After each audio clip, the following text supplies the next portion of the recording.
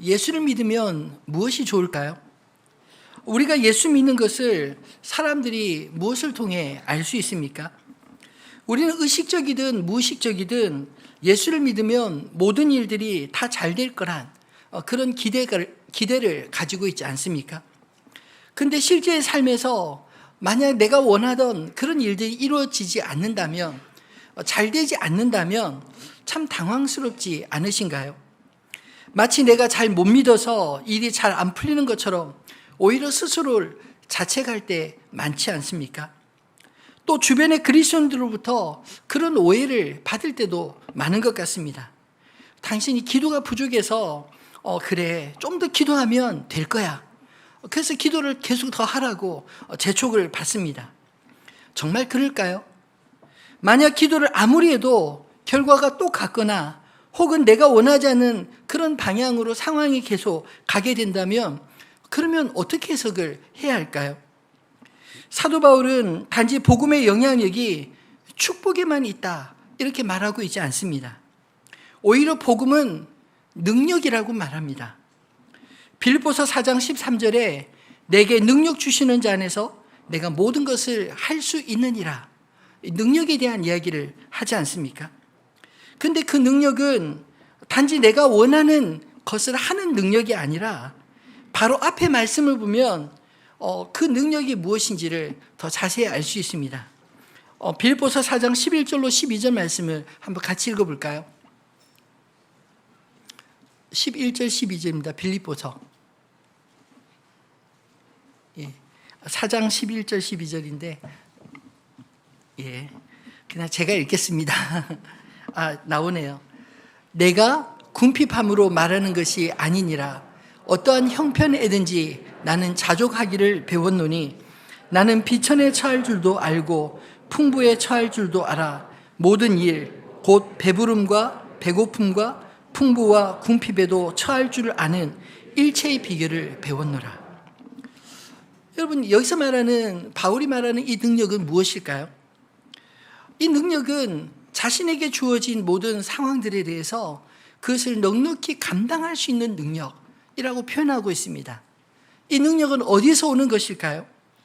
내게 능력 주시는 자, 곧 그리스도 예수 안에서 내가 모든 것을 할 수 있느니라. 곧 그리스도 예수 안에 있을 때 비록 내가 벅차고 감당하기 어려운 문제를 만난다 할지라도 그 문제들을 앞에 기죽지 않고 주눅들지 않고 오히려 그 문제들을 담대하게 감당할 수 있는 힘이 생겼다. 그 능력을 사도 바울은 그동안 삶을 통해 수없이 경험하고 오늘 비록 감옥에 갇혀 있는 이런 상황 속에서도 기죽지 않고 그 능력을 발휘하고 있는 게 아닐까요? 여러분, 다메섹 도상에서 부활하신 예수님을 만나 극적인 변화를 겪었던 바울이 실제 복음으로 살았을 때 그는 어떤 삶을 살았을까요? 복음 전하기 위해 불철주야 애쓰며 열심히 살았는데 그 결과 로마 시대에 와 있는 것 아닙니까? 이것이 로마에서 유명 인사로 초대받아 온 게 아닙니다. 예루살렘에서부터 로마로 압송되어 재판을 기다리는 죄수의 몸으로 이 시위대 감옥에 갇힌 신세가 되었습니다. 복음을 전하기 위한 로마로 오기로 그렇게 간절히 원했는데 로마에 오기는 왔지만 자유롭게 다닐 수 없는 죄수의 몸으로 감옥에 갇힌 이 사실, 바울은 어떻게 받아들였을까요? 어떻게 그는 생각했을까요? 바울은 이런 상황을 놀랍게도 이렇게 말씀하고 있습니다. 12절 13절 말씀을 읽어볼까요? 형제들아, 내가 당한 일이 도리어 복음 전파에 진전이 된 줄을 너희가 알기를 원하노라. 이러므로 나의 매임이 그리스도 안에서 모든 시위대 안과 그 밖의 모든 사람에게 나타났으니. 아멘. 비록 바울은 로마에서 자유롭게 복음 전할 수 없는 그런 처지였지만 결코 그 상황에 대해서 부정적으로 생각하지 않았습니다. 왜냐하면 자신이 갇혀있는 이 시위대들 안에도 로마인들이 있었기 때문이죠. 어떤 사람들입니까? 자신을 지키고 있는 로마 병정들입니다. 그들에게도 복음 전할 기회가 열려 있었기 때문이죠. 자신을 찾아온 사람들과 나누는 대화들을 시위대 병사들이 들을 수 있지 않았습니까? 또 바울이 로마로 압송되어 오는 과정에서 지중해의 태풍을 만나 배가 파상하는 그런 일들이 있었습니다. 그때 하나님의 사람 바울의 지도로 그가 비록 죄수였지만 그의 말 그대로 그 로마의 군인들과 또 그 배에 함께 탔던 죄수들과 상인들과 그 어떤 사람도 죽음을 당하지 않고 면한 일이 있었기 때문에 바울은 이미 군인들 사이에서도 단지 한 사람의 죄수 그 이상의 특별한 존재로 여겨졌기 때문입니다.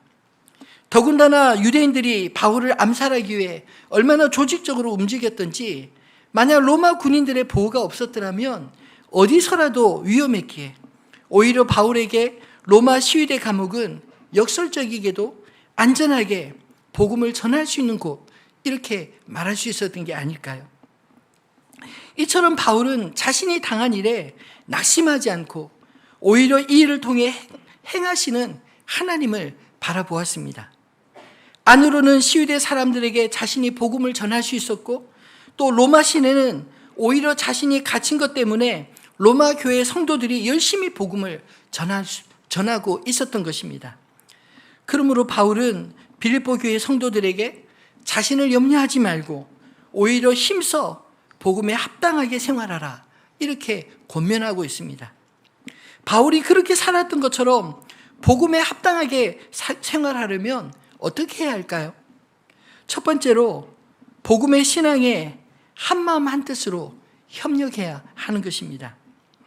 오늘 본문 12절로 26절까지의 말씀은 바울이 자신이 처한 현실에 대해 복음적으로 해석을 하고 있다면 27절로 30절 말씀은 이제 빌립보 교회 성도들을 향해 너희가 그 복음으로 합당하게 살아야 한다, 강권하는 말씀입니다. 왜냐하면 바울이 겪고 있는 이 일은 바울만의 일이 아니라 복음으로 살아가는 빌립보 교회 성도들, 오늘 살아가는 우리들에게도 여전히 우리의 삶의 현장에서 똑같은 싸움들을 싸우고 있기 때문이죠. 그 싸움은 그들의 믿음을 방해하고 파괴하려는 영적인 싸움 아니겠습니까? 이 실체가 불분명한 영적인 싸움, 우리가 어떻게 이겨낼 수 있을까요? 27절에 바울은 그 방법을 이렇게 제시하고 있습니다. 한번 같이 읽어볼까요? 오직 너희는 그리스도의 복음에 합당하게 생활하라. 이는 내가 너희에게 가보나 떠나 있으나 너희가 한 마음으로 서서 한 뜻으로 복음의 신앙을 위하여 협력하는 것과, 이 그리스도 복음에 합당하게 생활하라 라고 말하면서 내가 너희에게와 함께 있거나 혹은 그렇지 않더라도 너희가 한 마음으로 서서 한 뜻으로 복음의 신앙을 위해 협력해야 된다, 이야기를 하고 있습니다. 여러분, 그리스도 예수의 복음으로 하나 된 형제들이 함께 복음의 신앙을 위해 협력해야 안으로부터 싸울 힘을 얻을 수 있지 않겠습니까? 근데 정작 싸워야 될 사람들과 싸우지 않고 싸우지 않아야 될 동지들과 싸우는 일들, 이런 일들이 비일비재하지 않나요? 사실 오늘 이 본문을 쓰고 있는 빌립보 교회 역시 마찬가지였습니다. 빌립보 교회 안에서도 유력한 여자 지도자들 사이에 의견이 다르고 그래서 그 다툼이 있었던 것 같습니다. 선한 일을 위해서 열심히 하다 보면 서로 누가 더 열심히 하는지, 또 누가 마음에 들게 하는지, 마음에 들지 않는지, 뭐 이런 일들이 비일비재하지 않나요? 우리 교회는 이런 일이 없습니까? 우리가 주님의 일을 같이 하면서 서로 뜻이 맞지 않고 생각이 다르고 방식이 다르고 그런 것 때문에 서로 불편한 일이 없습니까? 그래서 우리가 협력해야 되는데 협력하기보다는 오히려 다툼이 일어나지 않느냐는 말씀입니다. 오늘 사도 바울이 고민하는 첫 번째는 바로 이런 내용입니다. 너희가 한 마음으로 서서 한 뜻으로 복음의 신앙을 위해 협력해야 그것이 곧 우리가 복음에 합당하게 생활하는 그런 것이다, 이렇게 말씀하고 있는 것이죠. 사실 스스로 다툴 수 있는 문제들 참으로 많지 않나요? 근데 제일 못 참는 게 뭘까 생각해 보니까 자존심인 것 같습니다. 사람들은 자기 자존심이 짓밟히면 못 견뎌합니다. 여러분도 그렇지 않나요? 그런데 자존심이 못 참는 이유, 가장 중요한 이유가 뭘까요? 나 살아있어요 라는 겁니다. 나 죽이지 마세요 라는 거죠. 근데 사도 바울이 오늘 고백하는 고백들 가만히 살펴보면 사도 바울은 생과 사를 초월해 있지 않나요? 왜냐하면 그리스도 예수를 만나기 전에는 살기 위해 애썼던 사람이지만 십자가에 달리신 그리고 부활하신 예수님을 만나고 보니 진짜 살아야 될 분은 그분이고 죽어야 될 사람은 자기였다는 사실을 깨닫습니다. 그래서 예수님이 자기를 부인하고 십자가를 지고 나를 쫓으라 하시는 그 말씀의 의미를 그는 분명히 알았습니다. 사실 우리의 자존심의 문제는 별거 아닙니다. 그냥 죽으면 됩니다. 무덤은 말하지 않습니다. 근데 살아있기 때문에 팔짝팔짝 뛰고 있기 때문에 그것 때문에 분쟁이 생기고 문제가 생기고 다툼이 생기지 않나요? 내가 맡은 일과 다른 사람들의 일을 비교하면서 시기하고 질투하고 인정하지 않는 데서 이런 모든 분쟁들이 시작되지 않습니까? 그러면 바울은 이런 일들을 만났을 때 어떻게 했을까요? 실제로 오늘 본문 속에 바울 역시 기가 막힌 일을 로마 감옥에서 들었습니다. 바울은 이미 로마에서도 잘 알려진 사도였습니다. 그를 좋아하고 따르는 사람들도 있었습니다.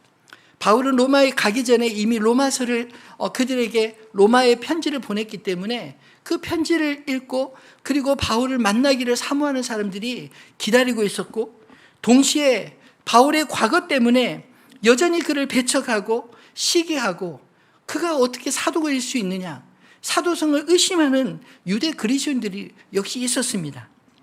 그런 상황에서 바울이 로마에, 그것도 감옥에 갇혀 예루살렘의 소동의 이유에 대해 변론을 준비하고 있다는 말을 듣고 두 종류의 열심 있는 사람들이 로마에서 열심히 복음을 전했다는 것입니다. 어떤 사람은 바울처럼 자신을 돌보지 않고 열심히 복음을 전하는 사람도 있었고, 어떤 사람들은 바울을 시기해서 바울이 감옥에 있는 동안 오히려 자신들이 열심히 복음을 전해서 자신들의 이름을 얻고자 그렇게 명예를 위해 열심히 일하는 사람, 또는 감옥에 있는 바울에게 불이익을 주기 위해서 로마 시내 그리스도의 복음을 열심히 전하면 그 소식들이 이 바울 감옥에 갇혀서 재판을 기다리고 있는 바울에게 불이익을 주려고 열심히 그리스도를 전하고 있었다는 것입니다. 참 기가 막힌 이 이야기를 들었을 때 바울은 어떤 반응을 보였을까요? 오늘 18절에 이렇게 말하고 있습니다. 그러면 무엇이냐? 거칠애로 하나 참으로 하나 무슨 방도로 하든지 전파되는 것은 그리스도니 이로써 나는 기뻐하고 또한 기뻐하리라. 잘못된 동기를 책망하기보다 너희들 그러면 안 돼 라고 말하기보다 오히려 그렇게 해서라도 전파되는 것이 그리스도라면 나는 그 일로 기분이 나쁘지 않다. 오히려 나는 기뻐하고 또한 기뻐하리라. 이렇게 말하고 있습니다. 참 멋지지 않나요? 저는 이런 모습이 거듭난 그리스도인의 모습이라고 생각합니다.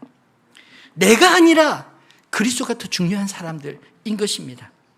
내가 중요하고 그리스도를 입으로는 외치지만 실제로는 그리스도는 한참 뒤에 내가 더 중요한 사람들, 이런 사람들 때문에 교회가 어지럽지 않나요?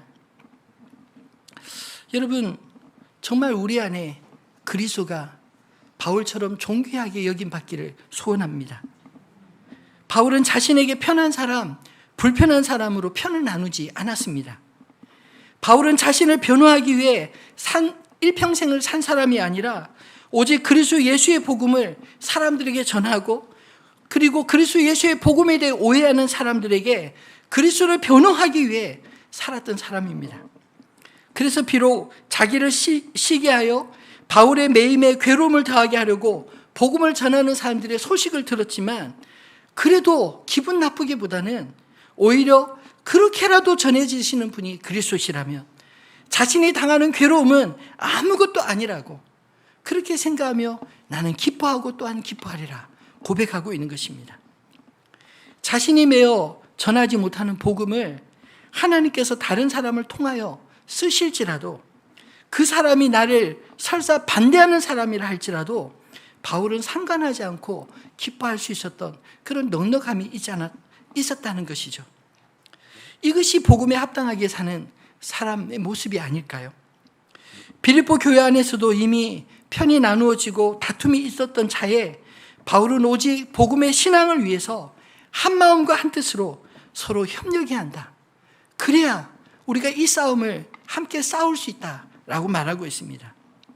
우리 안에도 복음 때문에 서로 다름에도 불구하고 불편함에도 불구하고 하나가 될 수 있는 은혜의 회복이 우리 안에 날마다 일어나기를 주님의 이름으로 축원합니다. 그래야 비로소 우리가 복음의 증인이 될 수 있지 않을까요? 두 번째로 바울은 복음에 합당하게 생활하려면 대적하는 자들을 두려워하지 않아야 한다라고 말하고 있습니다. 본문 28절로 30절에 바울이 하는 말씀을 또 한번 들어보겠습니다. 같이 읽겠습니다. 무슨 일에든지 대적하는 자들 때문에 두려워하지 아니하는 이 일을 듣고자 함이라. 이것이 그들에게는 멸망의 증거요 너에게는 구원의 증거이니 이는 하나님께로부터 난 것이라. 그리스도를 위하여 너에게 은혜를 주신 것은 다만 그를 믿을 뿐 아니라 또한 그를 위하여 고난도 받게 하려 하심이라. 너에게도 그와 같은 싸움이 있으니 너희가 내 안에서 본 바요 이제도 내 안에서 듣는 바니라. 아멘. 복음을 전하는 현장에는 분명 복음을 영접하는 사람도 있지만 반대로 복음에 대해 대적하는 사람도 항상 있습니다. 바울은 그런 대적들을 항상 상대해야 했지만 그들 때문에 복음을 결코 포기한 적이 없었습니다. 바울이 지금 로마 감옥에 갇힌 것도 바울을 해치려는 유대인들에 의한 폭동 때문 아니었습니까? 자신을 둘러싼 그 반대자들 앞에서도 바울은 자신이 만난 부활하신 주님을 전하지 않을 수 없었습니다. 빌립보 교회 역시 그들이 복음으로 살아가는 것을 대적하는 사람들이 있었다는 것입니다. 빌립보는 상대적으로 유대인들이 많은 지역이 아니었지만 동시에 작은 로마라 할 정도로 모든 것을 로마를 따라가는 로마의 위성 도시였습니다. 그래서 이 빌립보 안에는 황제 숭배가 다른 지역보다 강했던 것입니다. 바울이 로마에 와서 겪게 된 문제는 이제 단순히 로마 유대인들만 상대하는 것이 아니라 이제 거짓된 권세인 황배 숭배자들에게 오직 그리스도 예수만이 우리의 진정한 참된 주이시라는 이 사실을 전해야 했기 때문에 네로 황제 치하에서 극심한 박해를 받아야 했던 것입니다. 근데 바로 그 시작점에 바울이 서 있습니다. 그리고 빌립보 교회 역시 황배 숭배자들로부터 핍박이 시작되고 있었기 때문입니다. 그래서 너희가 내 안에 지금 이 너희의 싸움을 보고 있고 보고 있다라고 말하고 있는 것이죠. 그런데 바울의 권면에 한 가지 걸리는 말씀이 있습니다. 29절에 보면 그리스도를 위하여 너에게 은혜를 주신 것은 다만 그를 믿을 뿐 아니라 또한 그를 위하여 고난도 받게 하려 하심이라. 이 말씀 어떻게 해석해야 할까요? 왜 그리스도를 위해 성도들이 고난을 당해야 합니까? 우리가 그리스도의 것이기 때문에 그리스도의 고난에 동참해야 한다는 것입니다. 왜냐하면 그리스도께서도 진리 때문에 또 그들을 구원하시기 위해 주님이 친히 십자가를 지시지 않으셨나요? 그 그리스도의 고난은 사실은 우리의 구원을 위한 것이었습니다. 마찬가지로 사도 바울과 또 빌립보 교회 성도들이 만약 고난을 받아야 한다면 그것은 그들이 지금 당시에는 이해할 수 없을지라도 그 고난을 통해서 또 누군가의 구원을 이루는 통로가 될 수 있다. 이 사실을 기억하라 하는 것입니다. 예수님은 자신이 십자가를 앞두신 바로 그 시점에 유월절 절기를 맞으러 온 이방인들 앞에서 예수님은 한 비유를 들어 이런 말씀을 주셨습니다. 요한복음 12장 24절에 내가 진실로 진실로 너에게 이르노니 한 알의 밀이 땅에 떨어져 죽지 아니하면 한 알 그대로 있고 죽으면 많은 열매를 맺느니라. 여러분, 한 알의 밀, 그 밀의 가치가 땅에 떨어져 심겨지고 죽느냐, 죽지 않느냐, 이것에 따라 한 알 그대로 있느냐, 아니면 수많은 열매를 맺느냐, 이렇게 나누어진다라는 것입니다. 이 말씀은 곧 예수 그리스도께서 십자가를 지시는 의미가 무엇인지 미리 제자들에게 또 이방인들에게 미리 알려주시는 말씀 아니겠습니까? 여러분, 예수님이 고난을 당하신 것은 의미 없는 고난이 아니었습니다. 예수님이 십자가를 지신 것은 예수님은 그 십자가를 통해 구원받을 수많은 영혼들, 그 속에 우리들을 바라보시고 우리를 구원하시기 위해서 그 십자가를 달게 지신 것입니다. 우리가 만약 고난을 받는다면 그 고난의 의미가 단지 나의 문제 때문이 아니라 그 고난을 통해서도 묵묵히 그리스도인답게 복음에 합당하게 행함으로 고난을 받는다면 그 고난을 통해서 또 누군가가 복음을 듣고 누군가가 그 고난을 통해서 저가 말하는 복음이 진리구나, 이 사실을 깨닫게 되도록 우리가 복음에 합당하게 살아야 한다, 이렇게 말하고 있는 게 아닐까요? 실제로 우리가 잘 알고 있듯이 로마치아에 수많은 그리스도인들이 박해를 받고 순교를 당했습니다. 그래서 복음이 사라졌나요? 아닙니다. 이유 없이 수많은 박해와 순교를 당했지만 그 순교하는 모습들을 바라보는 수많은 사람들이 깜짝 놀랐습니다. 왜냐하면 그들은 죽음 앞에서도 담대했기 때문에, 그리고 그들은 하나님을 향해서 원망하기보다는 찬송하며 묵묵히 그 일을 받아들인 걸 보면서 저들 안에 무엇이 있기에 그 죽음 앞에서도 당당할 수 있는지, 그것이 그 비밀이 알고 싶어서 오히려 복음을 듣고자 찾고 복음을 받아들이고 그 심각한 박해 속에서도 이 복음이 지하교회에 살아있을 뿐만 아니라 300년도 되지 않아서 로마를 복음화시키지 않습니까? 이런 복음은 이런 능력이 있는 줄 믿습니다. 우리가 그 복음의 능력, 사도 바울이 빌립보서 4장 13절에서 말씀하는 것처럼 내게 능력 주시는 자 안에서 내가 모든 것을 할 수 있느니라, 이 복음의 능력으로 살아갈 때 대적이 두려운 것이 아니라 그 대적을 통해서 주의 복음이 어떻게 전해지는지 우리가 바라보게 될 것입니다. 이런 바울은 생과 사를 초월한 믿음을 가진 사람입니다. 오늘 본문 20절 21절에도 나의 간절한 기대와 소망을 따라 아무 일에든지 부끄러워하지 아니하고 지금도 전과 같이 온전히 담대하여 살든지 죽든지 내 몸에서 그리스도가 존귀하게 되게 하려 하나니 이는 내가 사는 것이 그리스도니 죽는 것도 유익함이라. 바울은 이미 예수님을 만났을 때 삼청천을 경험한 사람입니다. 그가 고린도 후서에 자신 아닌 다른 사람인 것처럼 표현하면서 삼청천을 본 이야기를 하고 있는데, 그 말은 이 바울 안에 하나님 나라의 비밀을 이미 알고 있고 천국을 보았고 부활하신 주님과 또 수많은 성도들을 만났기에 그 안에는 이 갈망이 있었던 것입니다. 내가 속히 떠나서 주와 함께 거하는 그것이 나의 간절한 소망이다. 그런 소망이 있지만 또 한편으로 내가 육신으로 살아가 있는 동안 내가 감당해야 될 현실에 대한 의무 사이에 바울의 갈등이 느껴지지 않나요? 그 속에서 바울은 무엇을 선택합니까? 자신의 소망보다 주님이 맡기신 영혼들을 위해서 살든지 죽든지 개의치 않겠다. 죽어도 나의 죽음을 통해서 하나님께서 복음의 열매를 맺게 할 것이고, 산다면 내가 살아있는 동안 너희들을 위하여 복음을 위해 너희들이 복음 안에서 굳건히 서는 것을 내가 보고 기뻐하겠다. 이런 이야기를 하고 있는 게 아니겠습니까? 사랑하는 성도 여러분, 우리가 사는 이유가 무엇입니까? 그리고 우리가 죽어야 된다면 우리의 죽음의 이유가 무엇인가요?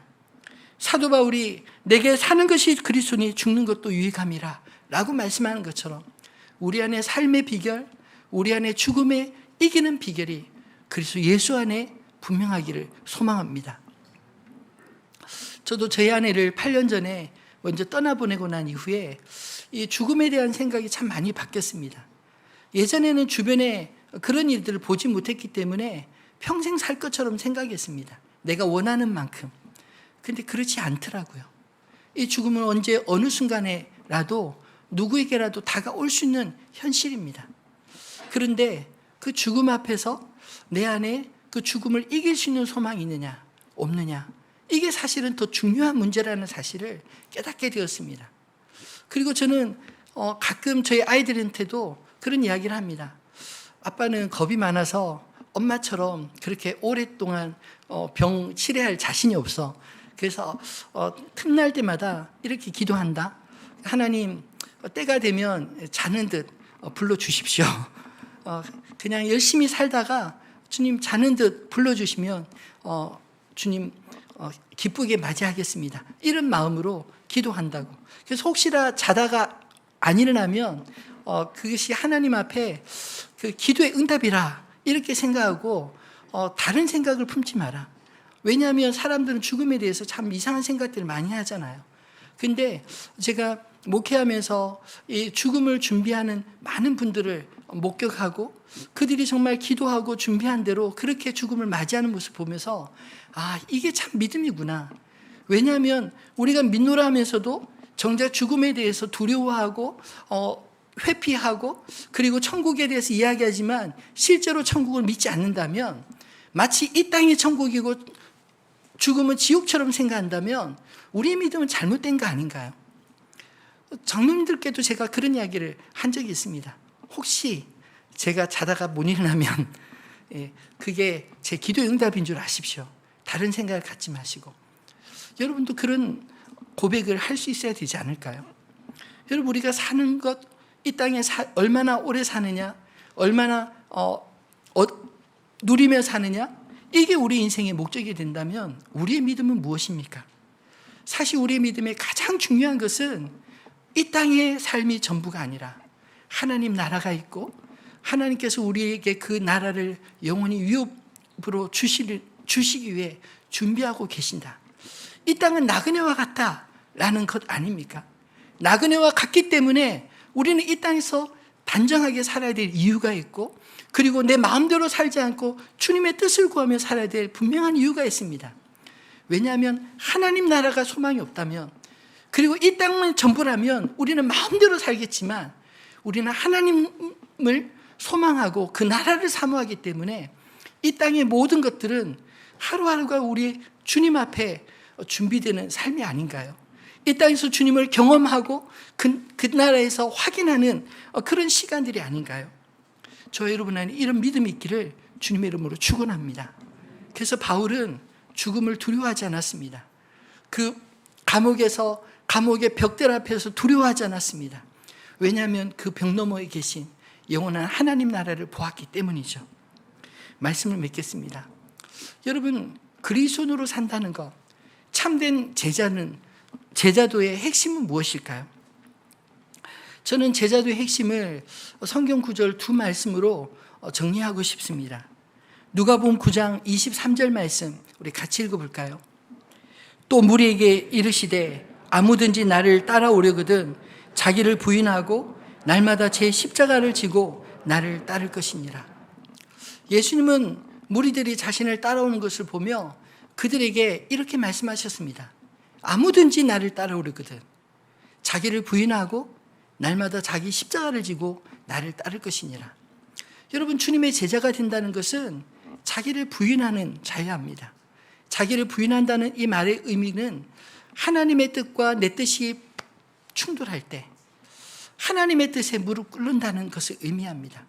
하나님이 말씀하시는 것과 내 생각이 다를 때 내 생각을 고집하지 않고, 이유는 알 수 없지만, 내가 다 헤아릴 수 없지만 그러나 주님의 뜻이 옳다고 믿습니다. 주님의 뜻이 이루어지기를 원합니다. 그렇게 무릎 꿇는 것이 자기를 부인하는 것입니다. 내 감정이 끌어오를 때 하나님 말씀 앞에, 그 말씀 앞에서 굴복하는 것, 내 생각과 내 감정이 중요한 게 아니라 주님의 뜻이 중요합니다. 그래서 내 감정을 내려놓겠습니다.